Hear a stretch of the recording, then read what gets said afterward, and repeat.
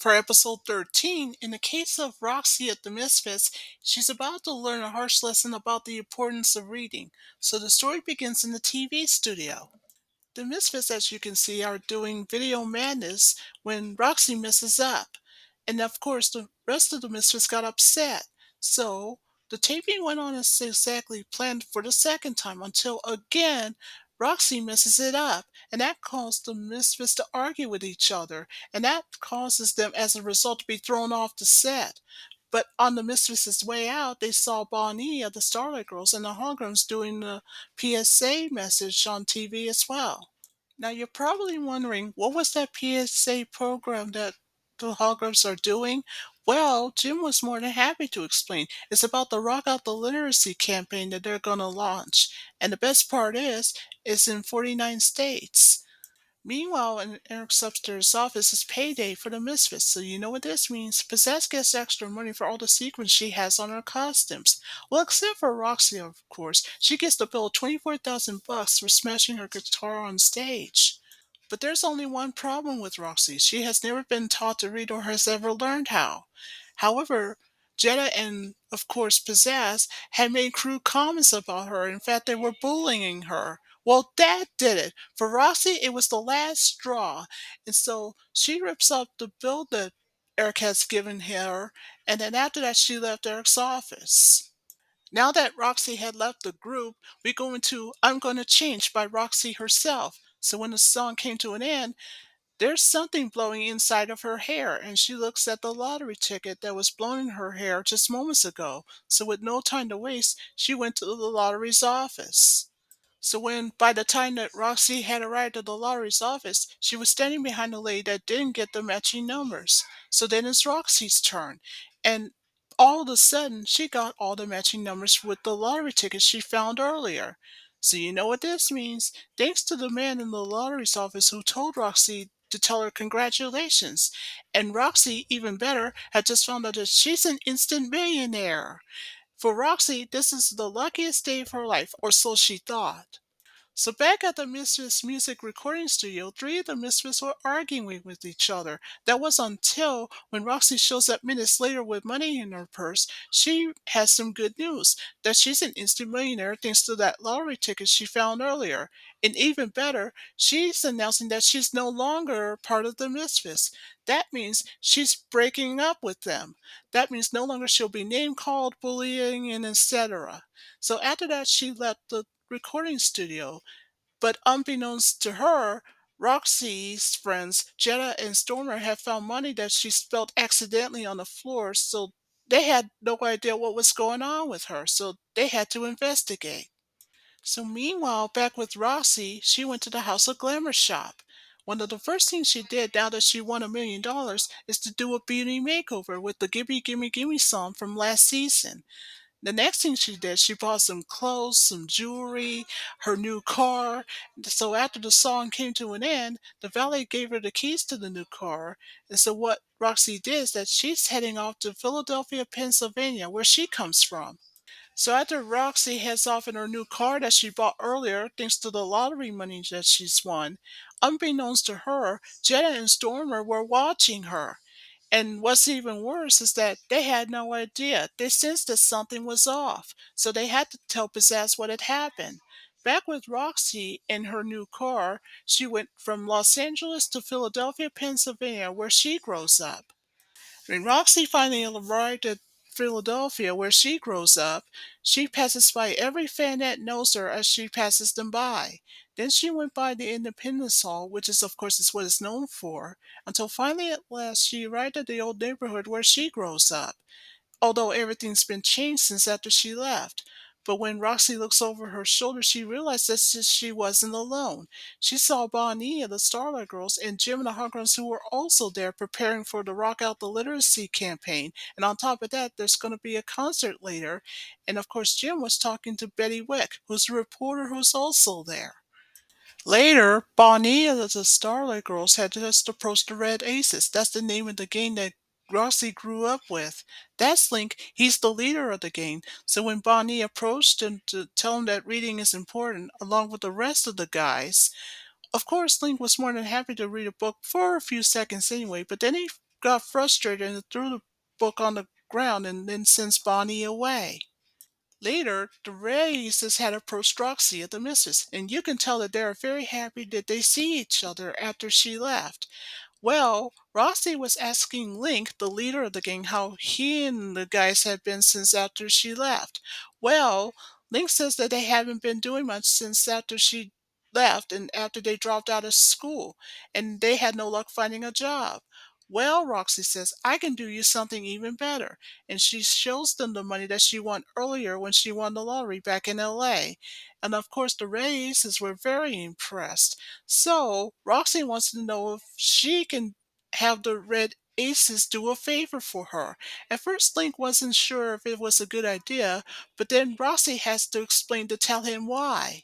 So Roxy explains to Link and the guys that ever since Jim and her band had arrived, her homecoming lately had been ruined. So that explains to Link and the guys that they must do a job with her, or should I say for her. So you know what this means. The Red Aces have been hired by Roxy to work for her. So the Red Aces and along with Roxy head off. When back at Misfits Music in Eric's upstairs office in LA, that's when Pizzazz told him the bad news that she thought for sure that she had Roxy back, or so she thought. Then Eric tells the mistress that this is a serious problem because he said that without Roxy, Misfits would never exist. Of course, Stormer and Jetta happens to agree with him. So Pizzazz says, look, we gotta do something about this. So you know what this means? That means the Misfits and Eric will have to go to Philadelphia. But then Stormer's getting worried and then asks Eric, what if she couldn't come back? Well, don't worry about it, Eric says, because he, as always, has a plan to make Roxy change her mind. So back in Philadelphia, the holograms and along with Bonnie, the Starlight Girls, were in a taxi cab. That was until, thanks to the traffic jam, they decided to tell the cab driver they had to walk instead. So that's what they did. So while the holograms and along with Bonnie of the Starlight Girl started walking to the fairgrounds up ahead, they heard a commotion that's coming from up ahead. There's a Roxy Rumble campaign that's going on, and a lot of people are lining up. The holograms and along with Bonnie of the Starlight Girls just couldn't believe it. And as you may have guessed it, the same reporter, Betty Weck, was interviewing Roxy. So after Betty has a chat with Roxy and she was signing stuff, Roxy that is, every crowd at the Roxy Rumble campaign was having a good time, riding the merry-go-round, getting free food and t-shirts. But the only band is not happy about it are the holograms, and that made them annoyed and upset. The next thing that the holograms see were news helicopters that were everywhere filming the event. You can tell that they're not pleased with it at all. So far, everything at the Roxy Rumble campaign went well until Shayna of the hologram speaks up in her case to say, this Roxy is ruining us. Nobody is coming here to hear what we have to say. But then Rhea has a suggestion. She said, maybe we should talk some sense into Roxy somehow. But Kimber dismisses it and says, no way, Roxy's never going to listen to us anyway. But then Bonnie, the Starlight Girls, has an idea.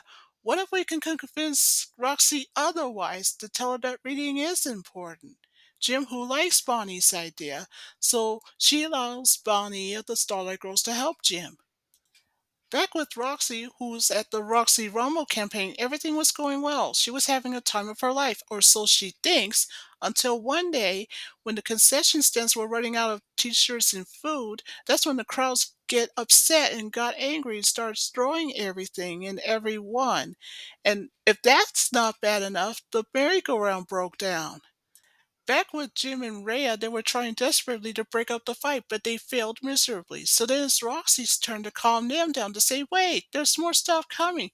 Then she looks at Link, the leader of the Races, to ask if there was more coming, but Link tells her the bad news, that everything's all gone. Just when things were looking bad, that's when the Philadelphia police and along with the fire department has their turn to disperse the angry crowd. Once everything is calmed down, one of the gentlemen just approached Roxy to say, you signed everything to pay for all the damages and fines and bills. Link, the leader of the Red Aces, was asking Roxy, what are we going to do now? What are we going to do about it? Well, Roxy has no idea on what to do and how she felt about it. She had no idea how to cope. So that's when Jim speaks up in her case to say, maybe we can help with that. So, one by one, every fine was paid, thanks to Jim. And as for the rest of the crowd, they were forced to clean up the mess because of the event that went bad. So, Jim, who's sitting next to Roxy, says, I hope you learned your lesson from all of this and what you're signing for. However, Roxy pleads her case to ask Jim why. Everything worked well, don't it not? Well, of course it did, Jim said. So Link, the leader of the Red Aces, began to agree with Jim, to tell Roxy, we learned our lesson too. Nothing is for free. Maybe we should learn how to read from now on, in case if for in future reference if we get a job or something. So after the holograms and the Red Aces had left to do the Rock Out the Literacy concert the way it's planned, that's when Roxy says, Hey, I still got some money in this briefcase. I'm still rich. Because unbeknownst to Roxy, behind her was Bonilla, the Starter Girls, and she has a book in her hand. But Roxy may not have the money for long because when the IRS agent approached her and asked if she had received the letter for when she won the lottery, that's when she realized her big mistake, Roxy that is, that if only she had learned to read sooner, then perhaps she shouldn't have done what she did. And perhaps this should never have happened. So you know what this means? Because IRS had told her since she failed to pay the government, the IRS had to take whatever's left that Roxy had in her briefcase. Before the IRS agent could leave, he tells her, The next time you win the lottery, make sure you read the fine print first. Then after that, he left. Now that the IRS agent had left, Roxy, who was now broke, disgraced, and ashamed with regret and guilt that there are serious consequences for not learning to read sooner, now she learned the truth. So Bonnie of the Starlight Girls approached her with a book to say, Hey, listen, if you read this book, it'll help you learn. And Bonnie gives the book to Roxy. So after all, Roxy deserves this punishment as a result of not learning to read sooner. So after she thanks Bonnie and the Starlight Girls, Eric and the rest of the Misfits approached behind her, and then after that, Roxy sent Bonnie away. So after Bonnie and the Starlight Girls was sent away by Roxy, Eric approached her and says, I think it's about time you joined up with the Misfits again. It's time for you to come back. You signed up with me, remember? However, Pizzazz even told Roxy the good news that they don't have to pay her since she had time off from work. Now Roxy was left with no choice, so now with a book in her briefcase, she joined up with the rest of the Misfits and Eric to head back to LA. As for the holograms, they had launched their literacy concert the way they planned, with the song Open a Book from episode 8. So when the song came to an end, the audience cheered, and Jim had some advice to the crowd, of course, that reading is important. So back with Roxy, now that she's back in LA at Misfits Music, this time in a recording studio, she begins reading the book that Bonnie had given her back in Philadelphia. That was until Jetta of the Mistress started interrupting her and then asked a question. You're not serious about reading that book, are you? Instead of telling the truth, Roxy just tells her of course not and escorts Jetta out. So after Jetta was escorted out, that's when Roxy locks the door and begins for the first time reading the book that she has done in a long time. I guess you can say that Roxy of the Mistress had learned her lesson, and she started to take the advice from Jim and her bandmates that reading is important. It's never too late to start, and it's never too early to learn. And so that ends episode 13.